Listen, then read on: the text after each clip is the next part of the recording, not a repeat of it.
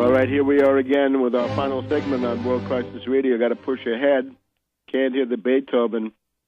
The great imperative now is get credit for hiring and production into the system and worry about the legalities later.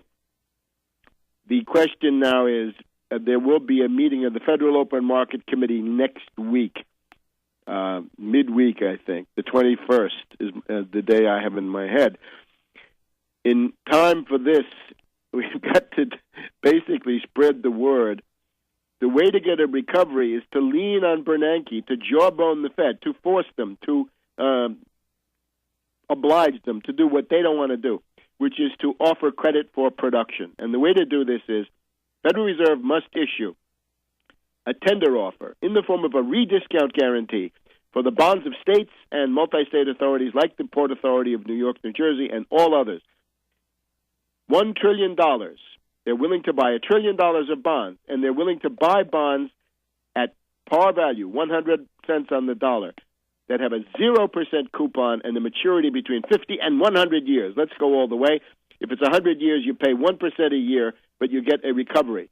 This is for infrastructure. This is to rebuild the interstate highway system and all bridges, to rebuild the entire freight, passenger, and commuter rail networks of the United States, to rebuild the entire electricity grid featuring the replacement of 103 antiquated pre-Carter nuclear reactors that have got to be replaced by ultra-modern, fourth-generation, pebble-bed nuclear reactors, high-temperature reactors with all the safety features that these old relics do not have. Otherwise, you're getting into danger. The idiocy of the green jobs, the impossibility of solar cells to make this up, or of windmills to make this up, is shown once again by the Solyndra bankruptcy, which is instead turning into a big scandal for the Obama regime. How these rent-seekers, parasites of the green jobs world actually do business. That sleazy thing ends the demagogy of green jobs for the coming election. So the whole Democratic Party edifice comes crashing down on that. We also need to rebuild water systems, canals, sewage systems, and that entire complex, and do that internationally, of course, using the plans that are written up in Surviving the Cataclysm, including the big chapter on the North American Water and Power Alliance in the Surviving the Cataclysm book.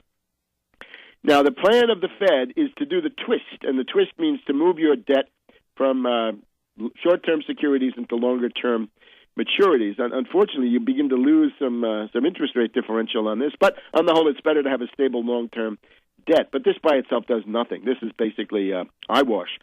They've tried the fiscal stimulus with the Obama stimulus.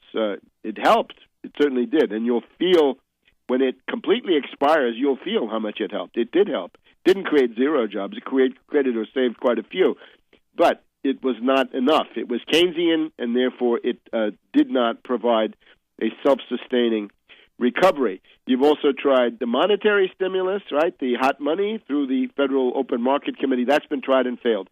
Now we're left with credit stimulus, and again, the key words here are W.S. Wojcinski and Wilhelm Lautenbach. Force Helicopter Ben to do something different. Instead of attempting to pump more money through the Dracula-like bodies of the zombie banks, we need the Main Street Credit Facility. And the Main Street Credit Facility, once again, is $1 trillion, a tender offer to states and authorities, 0% interest, 50 to 100-year maturities. You don't need to go through Congress. Obama, if we had a real president, he could do what Franklin D. Roosevelt did, pick up the phone and say, Ben, guess what you're going to do? And I'm the president of the United States, and you can't say no. In 1942, Franklin D. Roosevelt picked up the phone and said, Ben, in this case, Mariner, Eccles, you are going to buy Treasury bonds at 3/8% because we're going to finance the war effort, and you're going to do your part. Yes, sir, came the realistic advice of Eccles, even though as a banker he didn't want to do it. This time we're fighting an international financial emergency. Can anybody doubt the genocidal potential as Europe begins to go under? We need to do something to stop that. It's time to mobilize on a war footing. Credit goes to production, not to zombie bankers. Credit goes to infrastructure, agriculture, manufacturing, physical, tangible, hard commodity wealth. That's what it has to be. No money for Wall Street, no money for zombie banks. End too big to fail. Chapter 11 for all of them. Wipe out their derivatives. Some of them may have to be liquidated, but the derivatives in any case must go. And after that, a permanent ban on collateralized debt obligations, permanent ban on credit default swaps, and the Tobin tax, the Wall Street sales tax, 1%. Now, there are going to be these demonstrations tomorrow, Saturday, the 17th, in Wall Street, New York, San Francisco, Los Angeles, Athens, Stuttgart, Milan, Tel Aviv, Spain, on and on. And what's this going to be? The one thing I see is no program. They don't like bankers. Fine, neither do I. You don't like austerity. Great, I'm against it too. What's your program? How do you make it happen?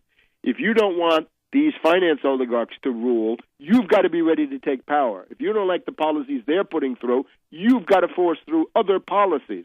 That's the purpose of this broadcast. So I urge people who listen to this program, and I was encouraged to see how many there are in the New York area that are willing to come out on September 11th, go to these demonstrations. Don't get caught when the anarchists arrive, because the black bloc will be there, right? The anarchist provocateurs, the ruckus society, the rest of these provocateurs will attempt to disrupt it, right? Breaking windows, that's their program. You've got to go take the 5-point program, print it out as a leaflet, take it. And that'll be the only program that anybody sees the whole time, because otherwise these things are run by people who fundamentally don't know what they're doing. But you can go and you can inject programmatic content. In other words, intervene in the mass strike with a program that nobody else has. Provide leadership, provide program, and maybe if we take that further, we can provide organization. I'll be having more to say about this process in the coming days. Certainly in Europe, we have Poland, the Polish finance minister, and the Portuguese fascist Barroso, the great Eurobond man. They say that there will be wars in Europe as the euro collapses. The euro breaks up, there'll be wars over the debt. Well, obviously today in Germany, everybody hates Greece, right? And in Greece, everybody hates Germany, and that can take off amazingly. Why do it? Why not defend the defense line that you've got right now, rather than running away and essentially sending water to the mill of London and New York? And again, the chaotic collapse of the euro would be a disaster for European civilization. It would immediately, some people say, it would double the unemployment rate. It would be much worse. This would be chaotic. The D-Mark would go to, what can we say? The D-Mark would buy you $10, I don't know how many, and sure enough to drive German exports off the world market. German exports would cease with the kinds of speculation. You say, well, we could defend against the speculation. If you can, why not do that right now and defend the more powerful euro line rather than falling back on this intrinsically lost position of the D-Mark line? So we want the Wall Street sales tax, we want the ban on these derivatives, but above all, we want the Main Street credit facility. Now, the depression, we've got the poverty statistics in the U.S. These are chilling.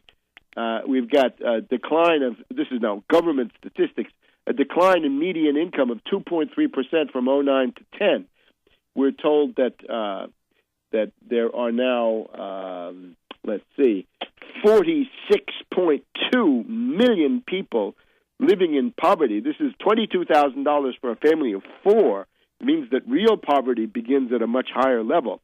If it's 46.2 million Americans, that's more than Canada, more than Spain.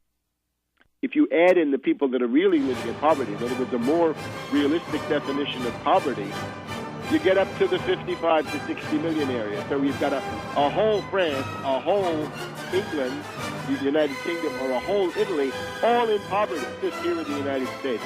It's a depression. So fight it like a depression. Use New Deal methods. Mobilize to inject that programmatic content. Don't listen to these grotesques like Turner.